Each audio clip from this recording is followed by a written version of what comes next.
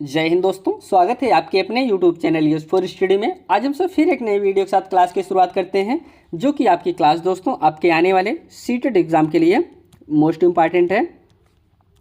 CTET exam में दोस्तों अगर कोई स्टडी मटेरियल सबसे ज़्यादा ज़रूरी है वह होता है आपका प्रीवियस ईयर क्वेश्चन पेपर।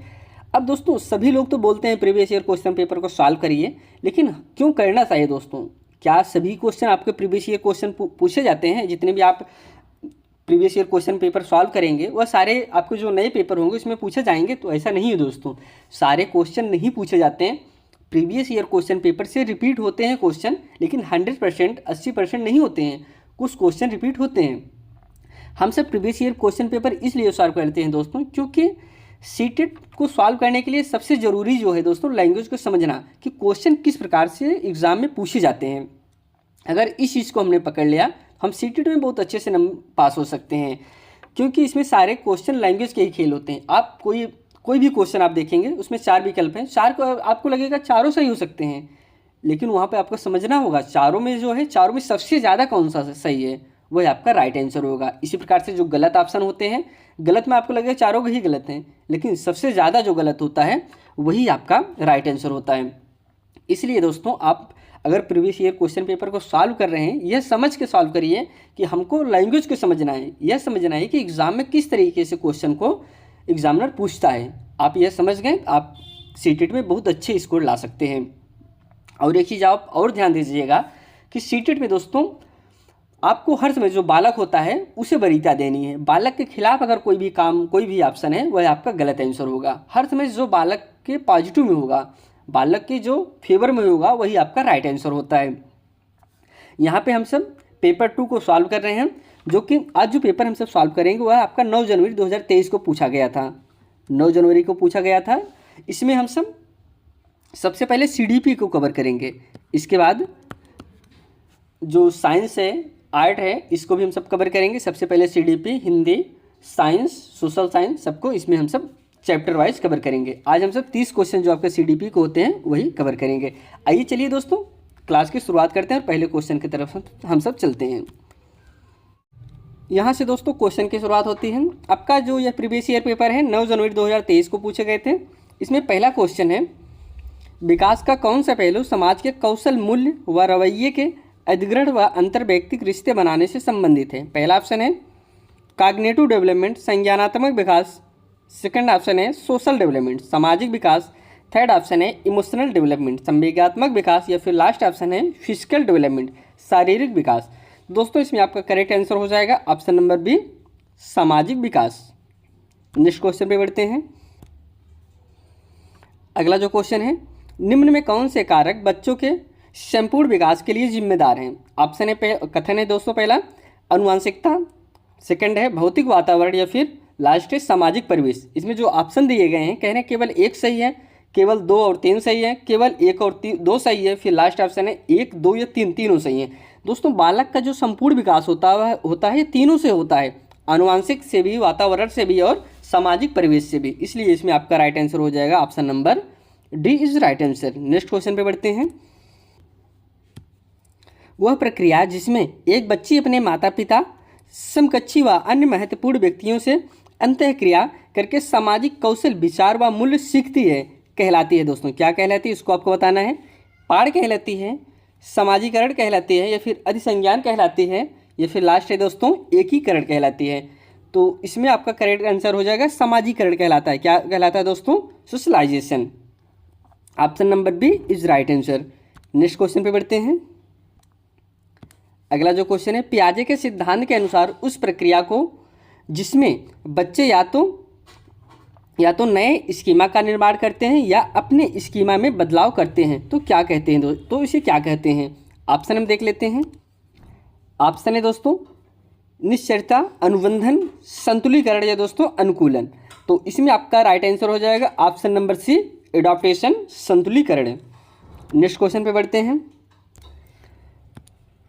जिन पियाजे के अनुसार मूर्त संक्रियात्मक अवस्था में बच्चे तर्कपूर्ण ढंग से सोच पाते हैं, पर उन्हें दोस्तों यहाँ पे खाली जगह है कठिनाई आती है। किसमें कठिनाई आती है आपको बताना है। पहला ऑप्शन है प्रतीकात्मक प्रतिनिधित्व, ऑप्शन बी है दोस्तों संरक्षण के कार्य, ऑप्शन सी है परिकल्पित निगमनात्मक तर्क, या लास्ट ऑप्शन है दोस्तों क्रमबद्धता के कार्य। तो इसमें आपका करेक्ट आंसर हो जाएगा दोस्तों, किसमें समस्याएं होती हैं उनको, परिकल्पित निगमनात्मक तर्क में। Option number C is right answer. अगले क्वेश्चन की तरफ बढ़ते हैं हम सब।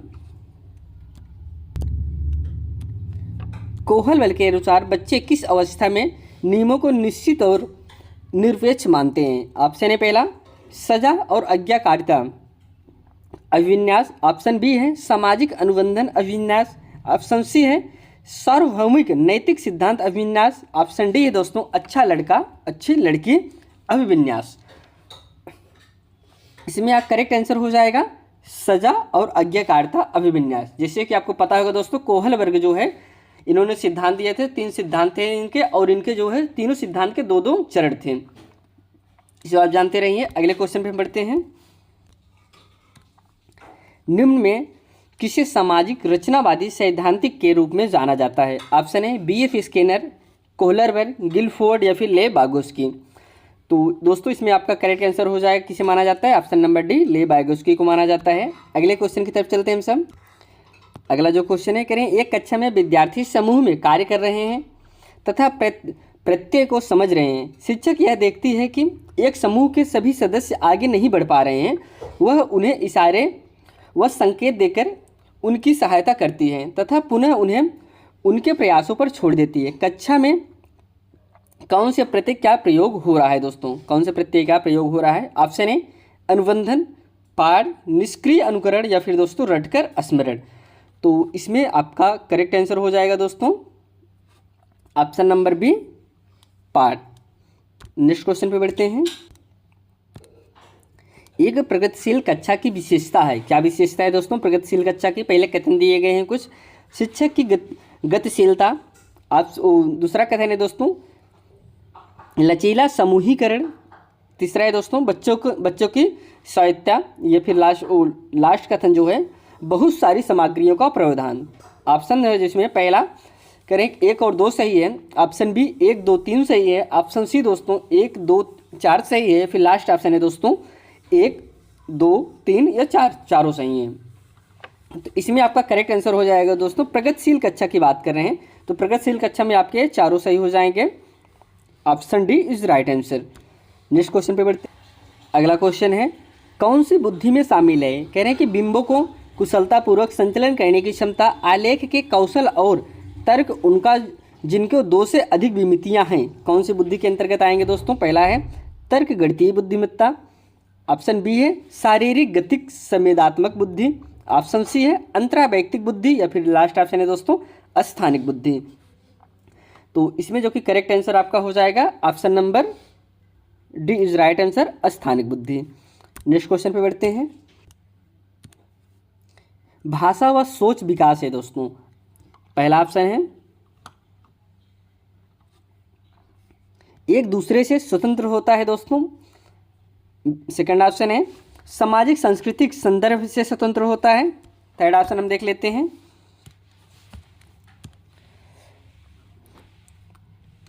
जो थर्ड ऑप्शन है दोस्तों कह रहे हैं एक दूसरे से परस्पर जुड़ा हुआ है क्योंकि दोनों एक दूसरे को असंख्य रूप से प्रभावित करते हैं, जो कि लास्ट ऑप्शन है केवल अनुवांशिक से प्रभावित होता है ना कि पर्यावरण कारक से। दोस्तों इसमें आपका करेक्ट आंसर हो जाएगा ऑप्शन नंबर सी, एक दूसरे से परस्पर जुड़ा है क्योंकि दोनों एक दूसरे को असंख्य रूप से प्रभावित करते हैं। Option C is right answer. अगले क्वेश्चन की तरफ चलते हैं हम सब।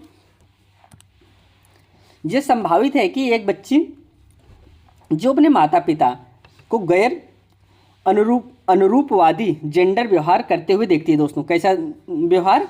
गैर अनुरूपवादी जेंडर व्यवहार करते हुए देखती है। पहला ऑप्शन है जेंडर रूढ़वादिता का पालन करेगी, पारंपरिक जेंडर भूमिकाओं पर सवाल उठाएगी, या फिर सी ऑप्शन है जेंडर निरंतरता का पालन करेगी, या फिर लास्ट ऑप्शन है जेंडर पूर्वाग्रह से ग्रसित होती है दोस्तों।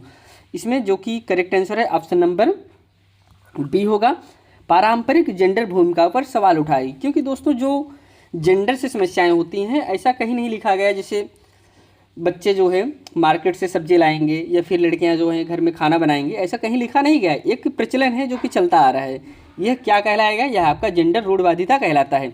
इसमें ऑप्शन आपका बी इज राइट आंसर हो जाएगा। अगले क्वेश्चन पे बढ़ते हैं। अपनी कक्षा में विविधता के समायोजन के लिए एक शिक्षक को, पहला ऑप्शन है। छात्रों की सामाजिक संस्कृति पृष्ठभूमि के प्रति संवेदनशील रहना चाहिए, ऑप्शन बी है दोस्तों। समान निर्देश देना चाहिए और व्यक्तिगत मतभेद की अवहेलना करनी चाहिए, ऑप्शन सी है। छात्रों के सामाजिक संदर्भ की पूरी तरह अवहेलना करनी चाहिए, ऑप्शन डी है। बच्चों को उनके माता पिता के व्यवसाय के आधार पर नामीकरण करना चाहिए। तो दोस्तों इसमें आपका करेक्ट आंसर हो जाएगा ऑप्शन नंबर ए। छात्रों के सामाजिक संस्कृति पृष्ठभूमि के प्रति संवेदनशील रहना चाहिए, क्योंकि दोस्तों अगर आपकी क्लास में कोई बच्चा दूसरे समाज से आ गया या फिर दूसरी संस्कृति से है, तो ऐसा नहीं आप उसे हेट करेंगे, उसकी तरफ नहीं ध्यान देंगे। आपको जितने भी बच्चे हैं सबको एक साथ लेकर चलना है, इसलिए आपका option A is right answer. Next question पे बढ़ते हैं। आकलन का उद्देश्य क्या होना चाहिए दोस्तों? आकलन का उद्देश्य, पहला ऑप्शन है सीखने में वृद्धि, ऑप्शन बी है दोस्तों बच्चों का वर्गीकरण और नामीकरण, ऑप्शन सी है बच्चों में प्रतिस्पर्धा को बढ़ाना, या फिर लास्ट ऑप्शन है दोस्तों बच्चों में भय और तनाव पैदा करना। इसमें आकलन की बात करें, आकलन का मतलब क्या होगा? आपको ऐसे उद्देश्य, ऐसे विकल्प की तरफ नहीं जाना है जिसमें एक दूसरे को नीचा दिखाया जाए या फिर नंबर लाने के लिए, पुरस्कार पाने के लिए, इन सब की तरफ आपको नहीं जाना है। तो इसमें जो कि सीखने में वृद्धि दोस्तों, आकलन करने का मूल उद्देश्य क्या होता है? सीखने में वृद्धि। ऐसा नहीं कि आप उन्हें अलगाव कर दें, जो बच्चा ज़्यादा पढ़ने में तेज है उसे अलग बैठा दें या फिर जो कम है उसे अलग। इस तरीके से आपको नहीं, इस तरह के विकल्प जो रहे उसके तरफ आपको नहीं जाना है। इसमें जो फर्स्ट ऑप्शन है वही सही हो जाएगा, सीखने में वृद्धि। नेक्स्ट क्वेश्चन पे बढ़ते हैं। अगला क्वेश्चन दोस्तों कथन कारक से संबंधित है। पहले हम कथन समझते हैं। बच्चों के सीखने और तरक्की के मूल्यांकन के लिए विविध तरीकों व प्रणालियों का प्रयोग करना चाहिए। तर्क जो है, विभिन्न क्षेत्रों में बच्चों के विकास की समग्र जानकारी देने के लिए मूल्यांकन का एक तरीका काफ़ी नहीं है। अब हम ऑप्शन देख लेते हैं। इसमें पहला ऑप्शन है करेक्ट, ए और आर दोनों सही हैं, आर सही व्याख्या करता है ए की। सेकंड ऑप्शन है ए और आर दोनों सही है लेकिन आर सही व्याख्या नहीं है ए की। या फिर सी ऑप्शन है ए सही है लेकिन आर गलत है। या फिर लास्ट ऑप्शन है ए और आर दोनों गलत है। तो दोस्तों इसमें आपका करेक्ट आंसर फर्स्ट हो जाएगा, ए और आर दोनों सही हैं, आर सही व्याख्या करता है किसकी? ए की। नेक्स्ट क्वेश्चन पे बढ़ते हैं। समावेशी स्कूल की रचना में क्या शामिल है दोस्तों? कैसे स्कूल? समावेशी स्कूल के रचना में क्या शामिल है? पहला ऑप्शन है नामीकरण व दोषारोपण को अपनाना, या फिर ऑप्शन बी है पूर्वाग्रह व पक्षपात पर सवाल उठाना। थर्ड ऑप्शन है वर्गीकरण व पृथकीकरण का पृष्ठीकरण करना। या फिर लास्ट ऑप्शन है पाठ्यचर्या शिक्षा शास्त्र को सख्त व मानकीकृत बनाना है। तो दोस्तों इसमें आपका करेक्ट आंसर हो जाएगा, देखिए इसमें और जो ऑप्शन है सभी बच्चों को कहीं ना कहीं अलगाव की बात करते हैं, लेकिन इसमें जो पूर्वाग्रह पक्षपात पर सवाल उठाना ये पॉजिटिव आंसर है। क्योंकि अगर कोई टीचर या फिर कोई बच्चा, कोई टीचर है किसी बच्चे को ज़्यादा वरीयता दे रहा है, उसे ज़्यादा क्वेश्चन पूछ रहा है, तो ये पक्षपात हो गया दोस्तों। इस पर आप सवाल उठाएंगे, ये समावेशी स्कूल के अंतर्गत आता है। जैसे लास्ट ऑप्शन जो है पाठचर्या शिक्षा सख्त बनाना, तो ये आपका ऑप्शन नहीं होगा। ऑप्शन आपका जो इसमें करेक्ट आंसर होगा ऑप्शन नंबर बी, क्योंकि ये पॉजिटिव आंसर है। नेक्स्ट क्वेश्चन पे बढ़ते हैं। निम्नलिखित में कौन सी हस्तक्षेप रणनीति सामाजिक तौर पर वंचित समूह से आने वाले बच्चों को समावेशन में मदद करेगी? ऑप्शन है पहला ऑप्शन है सभी बच्चों की बात को धैर्यपूर्वक सुनना, ऑप्शन बी है बच्चों का योग्यता के आधार पर अस्पष्ट पृथकीकरण करना, ऑप्शन सी है दोस्तों बच्चों के उपस्थिति पर सख्त निगरानी व अनुपस्थित बच्चों को कड़ी शारीरिक सजा। या फिर लास्ट ऑप्शन है स्कूल के वार्षिक दिवस व अन्य उत्सवों में केवल उच्च उपलब्धि वाले बच्चों की भागीदारी। तो दोस्तों इसमें करेक्ट आंसर आपका हो जाएगा ऑप्शन नंबर फर्स्ट ही, सभी बच्चों की बात को धैर्यपूर्वक सुनना। ऐसा नहीं कोई बच्चा नहीं बोल पा रहा है, कोई बच्चा नहीं कह पा रहा है, कुछ कहना चाह रहा है, आप उसे ना सुनिए, तो ऐसा नहीं, जितने भी बच्चे हैं कुछ भी बोलना चाह रहे हैं सही गलत आपको सबको सुनना पड़ेगा। Option first is correct answer. Next question पे बढ़ते हैं। अगला जो क्वेश्चन है, कह रहे लेखन कार्य में शब्दों की चूक, धीमी नकल की गति व लिखने में अन्य चुनौतियां किसकी विशिष्ट पहचान है दोस्तों? ऑप्शन है लेखन वैकल्य, गुणज वैकल्य, स्वलीन क्रम विकार या फिर प्रतिभाशाली। अब इसमें करेक्ट आंसर आपका हो जाएगा दोस्तों लेखन वैकल्य। क्या है दोस्तों? इसमें फर्स्ट ही हो जाएगा। यह एक प्रकार से आपका विकार होता है, बीमारी, आप इसे न समझिएगा, यह विकार है। इसमें आपका फर्स्ट ही आंसर सही हो जाएगा लेखन वैकल्य, डिस्ग्राफिया। नेक्स्ट क्वेश्चन पे बढ़ते हैं। बहुत नज़दीक बैठने पर जोर देता है, एक मिनट दोस्तों, यहाँ से क्वेश्चन शुरू है। आरव ब्लैक बोर्ड के बहुत नज़दीक बैठने पर जोर देता है और पढ़ते समय किताब को अपनी आँखों के बहुत पास रखता है। ऐसी स्थिति में एक शिक्षक को क्या करना चाहिए?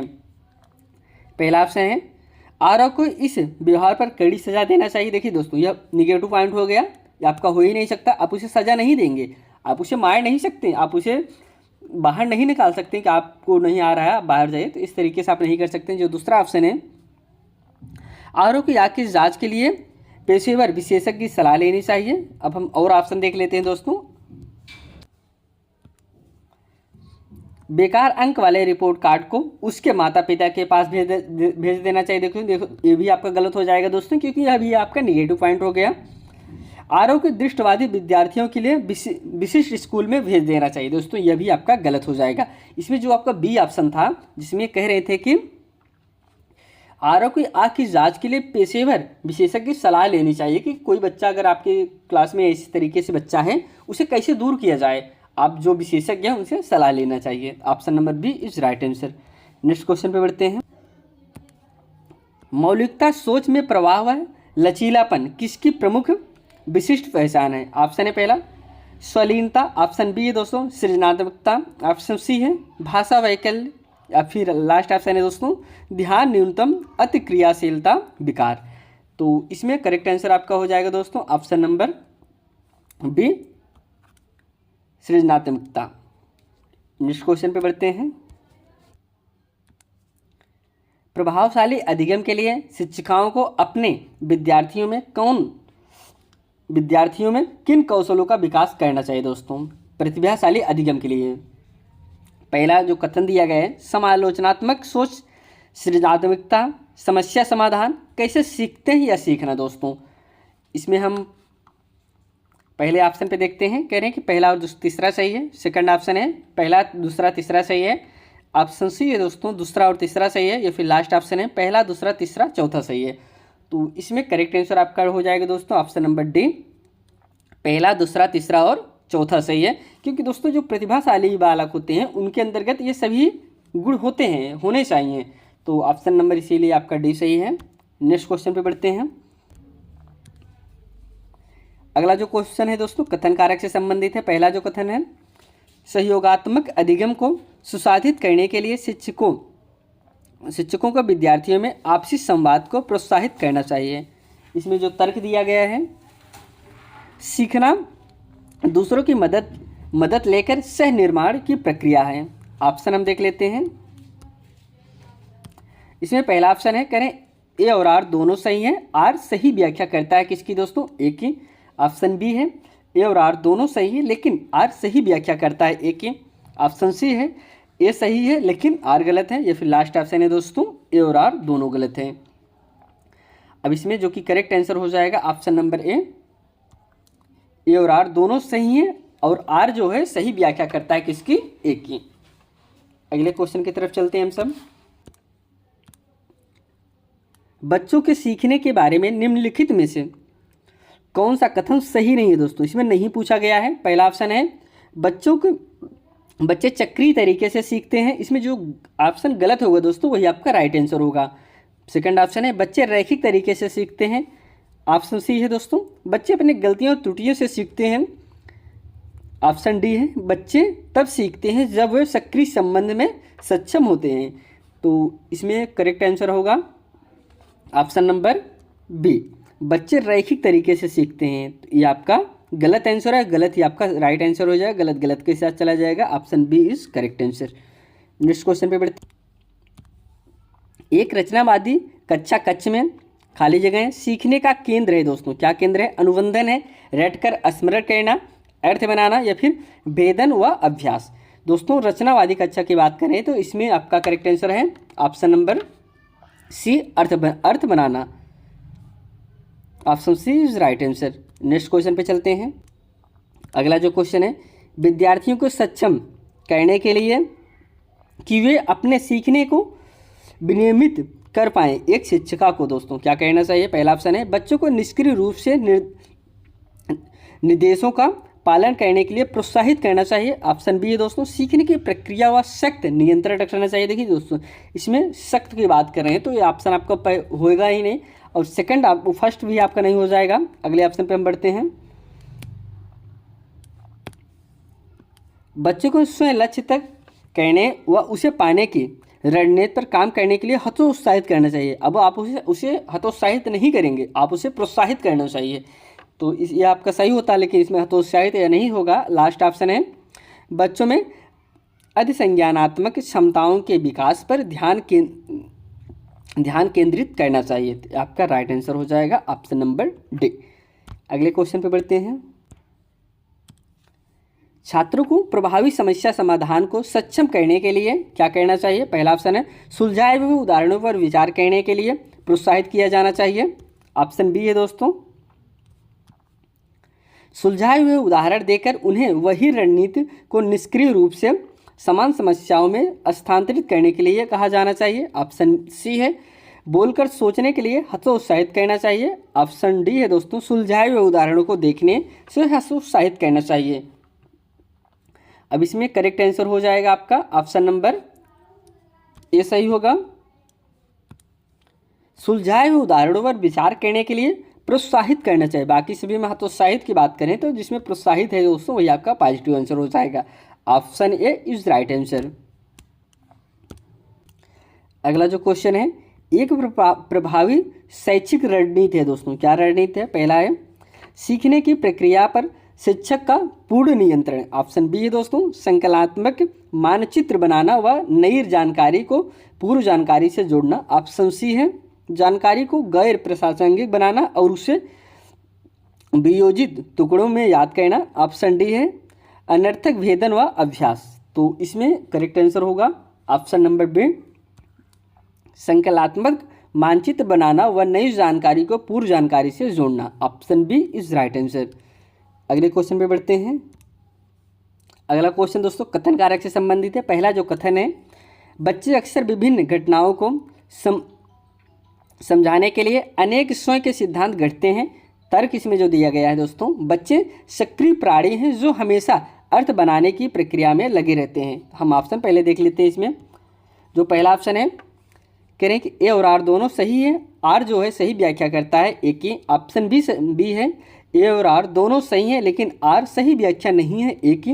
या फिर लास्ट सी ऑप्शन है ए सही है आर गलत है। या फिर लास्ट ऑप्शन है दोस्तों ए और आर दोनों गलत हैं।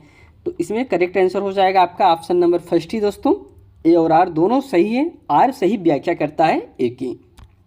नेक्स्ट क्वेश्चन में बढ़ते हैं।